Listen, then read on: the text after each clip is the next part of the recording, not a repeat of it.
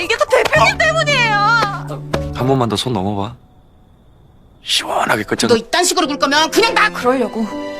차라리 빨리 나가자. 저는 그날 이후 재림 씨랑 진심으로 잘해보고 싶어졌어요. 그럼 우리 집에서 하룻밤 자볼래요? 어?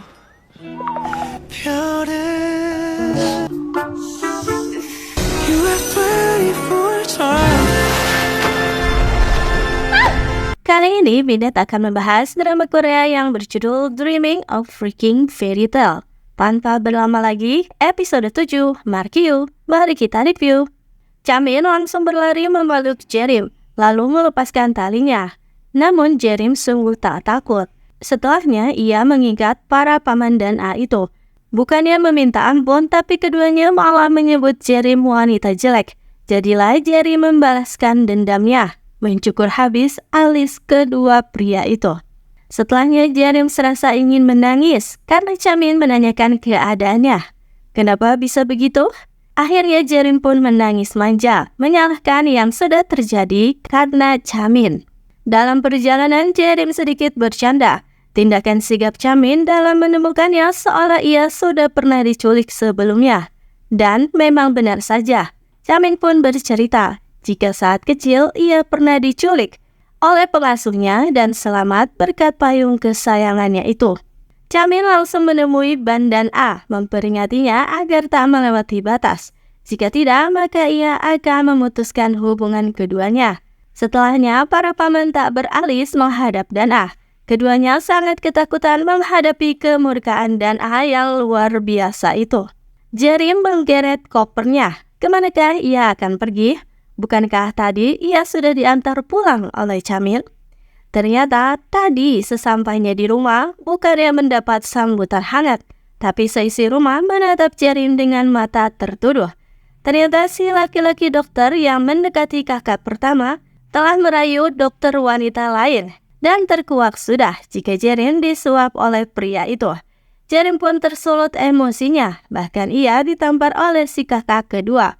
Pertarungan kakak beradik tiri itu pun terjadi, hingga akhirnya Jerim memutuskan untuk pergi dari rumah membawa kopernya. Ia mendatangi rumahnya yang dulu, yang berada di luar kota dan begitu sangat kumuh.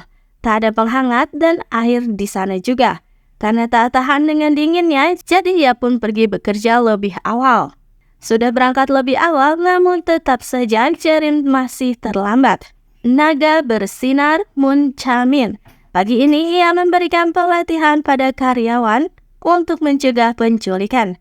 Tindakan Chamin yang mengkhawatirkan Jerim sebenarnya sangat manis, membuat Jerim kebingungan dengan sikapnya.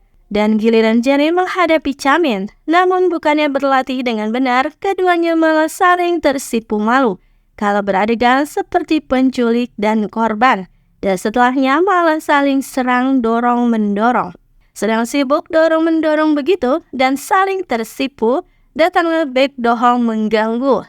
Chamin memikirkan yang tidak-tidak tentang Jerim dan Do-hong. Ia pun kesal sendiri.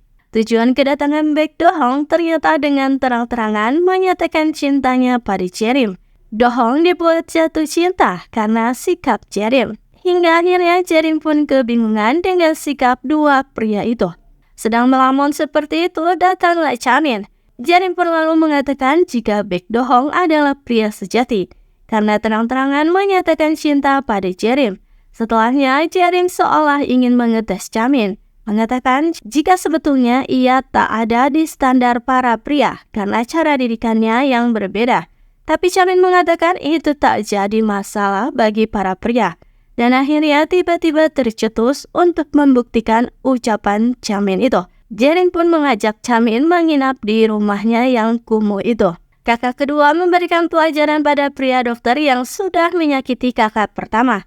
Ia pun memberikan tinjunya dan akhirnya terkuaklah jika sebenarnya yang membeli daging-daging dan barang-barang untuk ibu kala itu adalah Jerim, bukan dari si pria dokter. Jerim ternyata tak menjual keluarga demi mendapatkan pinjaman uang.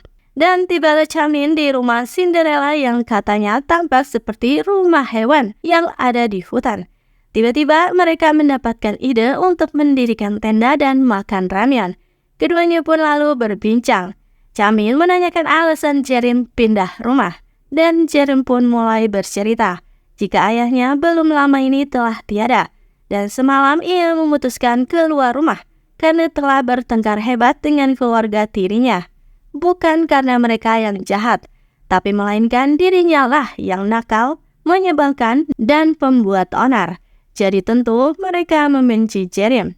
Chamin mencoba menyadarkan Jerim, karena selama ini Jerim selalu melihat dari lensa kebencian pada diri sendiri dan keluarganya. Jadi Chamin pun melepaskan lensa kebencian itu dan mengatakan Jerim juga adalah anak yang manis. Jerim seolah tersadar dengan perkataan Chamin.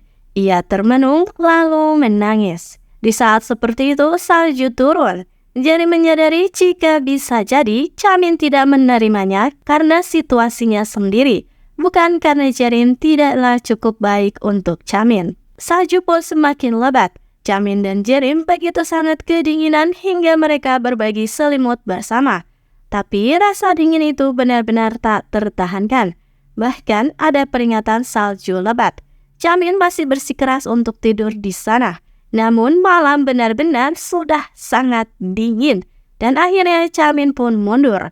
Keduanya lalu pergi ke tempat tinggal Chamin yang super mewah dan nyaman itu. Karena pagi tadi tidak mandi, Jerim jadi ingin mandi air hangat. Ia pun menikmati waktu mandinya. Tapi karena norak, Jerim tak bisa mematikan air yang sudah mulai luber-luber itu. Hingga akhirnya meminta tolong pada Chamin. Dengan rambut basah seperti itu, Chamin malu-malu melihat ke arah Jerim. Tak berani menatap matanya. Dan tiba-tiba keduanya terjatuh dengan pipi yang sama-sama bersemu merah. Sedangkan Chamin membayangkan hal yang tidak-tidak. Mereka berkisaan di adegan jatuh tadi. Chamin sudah tak tahan hingga akhirnya mengkisi Jerim dengan brutal. Tapi tentu itu hanyalah sebuah bayangan saja. Di rumah, ibu menjadi tak bersemangat karena mengkhawatirkan Jerim yang tak pulang. Tapi saat diberitahu jika Jerim akan datang, ibu menjadi semangat dan membuatkan makanan lainnya. Karena Jerim mendapat undangan berbaikan dari kakak, ia pun harus segera pergi.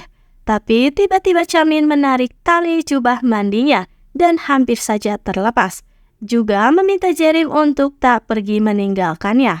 Dan episode 7 pun berakhir dengan adegan Jerim yang terkaget itu.